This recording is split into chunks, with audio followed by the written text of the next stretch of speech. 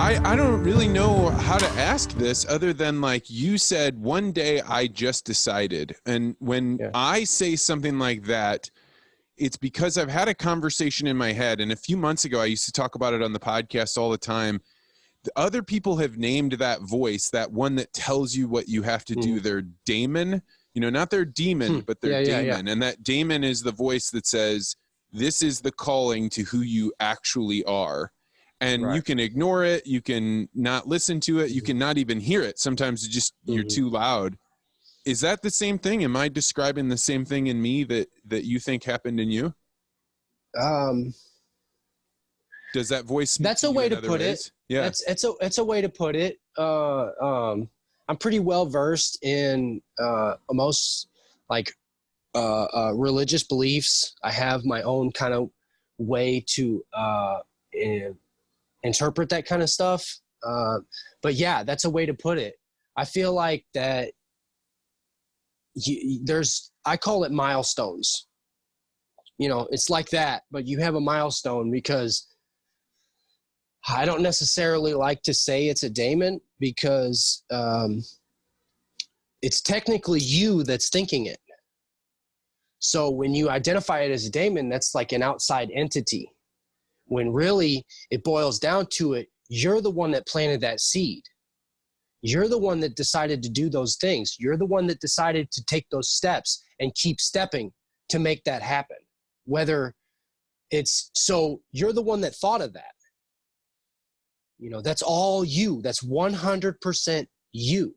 You make that decision. You decide. And but you have these milestones. You have these other voices that tell you, don't get out of bed. You know, don't go do that thing, right? Don't go pick up that other. Why is it that we have this? This is the craziest thing about the human experience. I think that's part of you still. That's part of you still. You know, I mean, everybody has these thoughts. Everybody has thoughts. It's what you do about it that makes a difference. You know, I mean, it would be crazy for me not to say there's days where somebody cuts me off in the street and I'm like, whoa, what the, oh, you know what I mean? Like, whoa, but I don't do anything about it. You know, everybody has those fleeting thoughts. Everybody has that stuff. It's part of who you are. It's part of the balance of your own thought processes, you know? So when you think about the people right now that are shut up in their house and they are afraid of coronavirus and either their job stopped or they got worried about going to their job, what do you think they should be thinking about? How should they be thinking about getting out into the future? I think when it comes to this type of adversity, it's best to work on self-improvement. But self-improvement doesn't always entail 24/7 self-improvement, because when you try to, and self-improvement can be in any form. If you read a book, learn something different, exercise, you know, between jogging in place or push-ups or jump rope or yoga, for instance, you know, those are all, you know, things for the body, self-improvement for the body. You have your body, your mind that you can improve. And routine is another thing as well, is creating a routine to kind of get yourself through things, because whether it's good or bad, it all passes.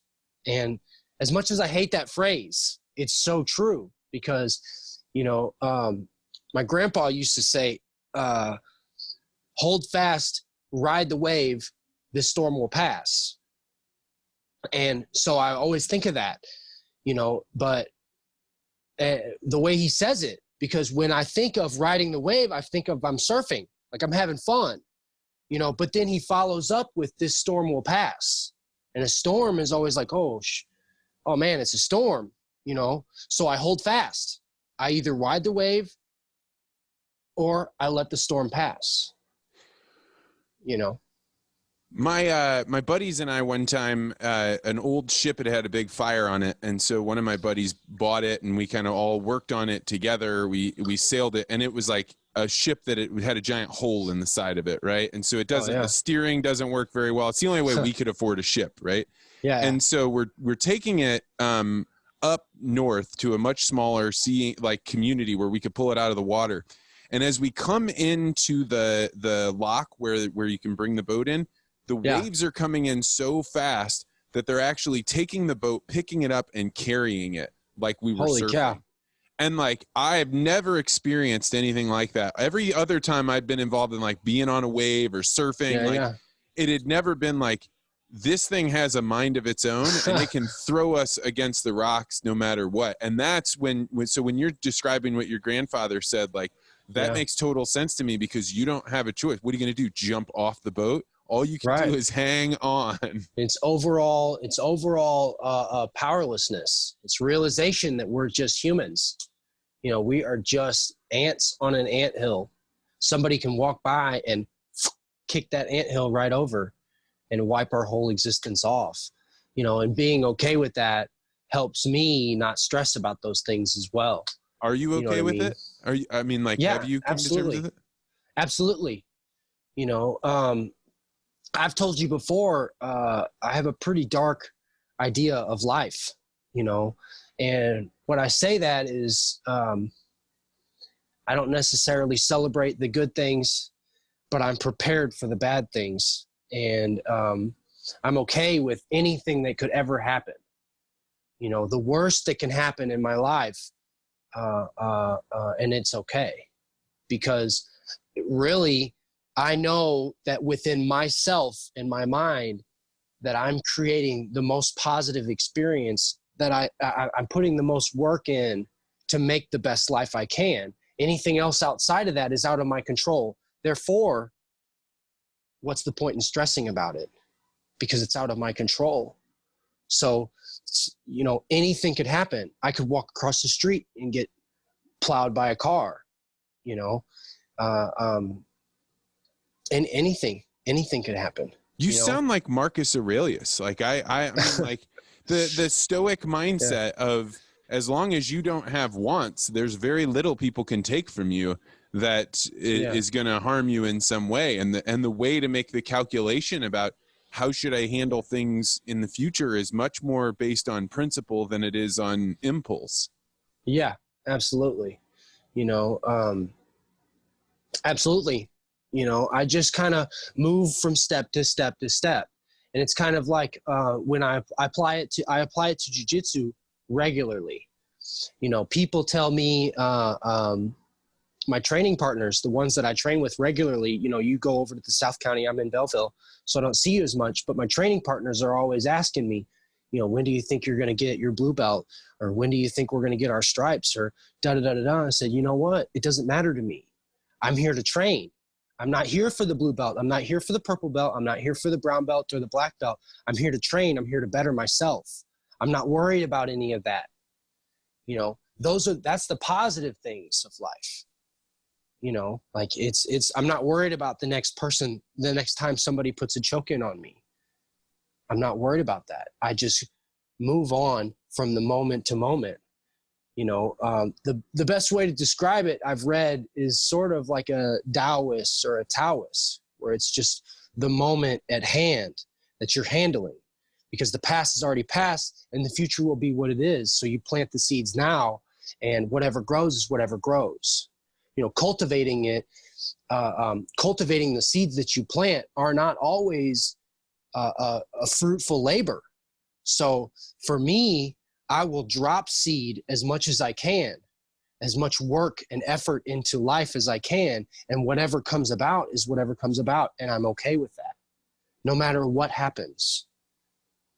So it seems like you're oriented up.